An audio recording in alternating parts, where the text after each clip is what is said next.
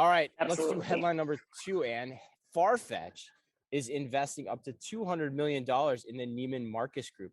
According to Retail Dive, Farfetch and the Neiman Marcus Group on Tuesday announced a global strategic partnership that has the luxury online marketplace making a minority common equity investment of up to $200 million in the legacy department store company, which also runs its namesake banner, as well as Bergdorf Goodman.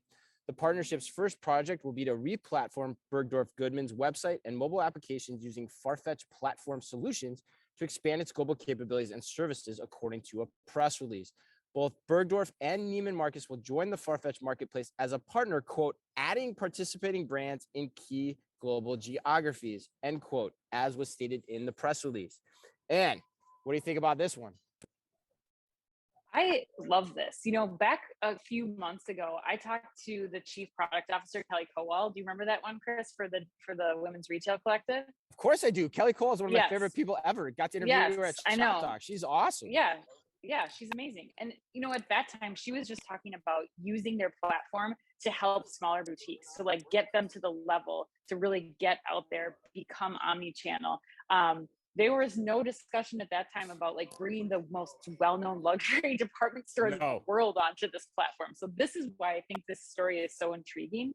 I think this is also cool to think about what Farfetch might be able to do in the remaining Neiman stores in Bergdorf too, like down the road. Like, do we start to see luxury resale taking place in these environments? Like, what about returns? Like maybe even live shopping events like happening in person. Like, how do they take this platform that has this solid, especially Gen Z, millennial, even the next generations coming into the luxury goods area? Like, how does this kind of help them cement Farfetch as the brand, and Neiman's too, Neiman's in Bergdorf? Yeah, that's interesting. I hadn't thought about all those angles. I mean, I agree. Like, to me, this is a fascinating story. And kudos to you for fighting for this story to make the list, because I think in retrospect, it's definitely a dead ringer for a top 5 headline. But when I first read the headline, and I was like, wait, what? Farfetch is investing in Neiman's and not the other way around? Not that Neiman's probably could, but I was like, wait, how's that work? Because it's kind of counterintuitive when you step back from the story, but it's counterintuition that I like a lot, because to me, it says that physical retail is important. And it also says so is online, right? Which is what this show is all about. So you have two sides here, both of which know their respective areas very well. Right. And so it provides a lot of, ground for the two to explore together.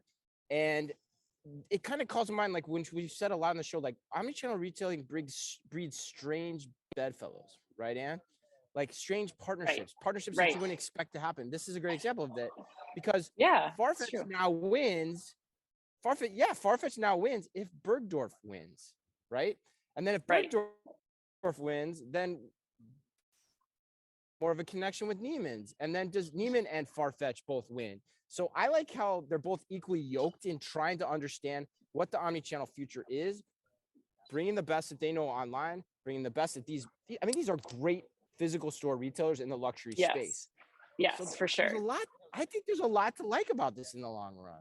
Yeah, that's such a good point too. Like there's rebirth happening, especially when we saw like what's been happening with Saks, what's been happening with Barney's, like all of these other luxury retailers, it seems like are just on this like downward slope. But then you have this awakening happening for the luxury department store. I love it. I think it's fun.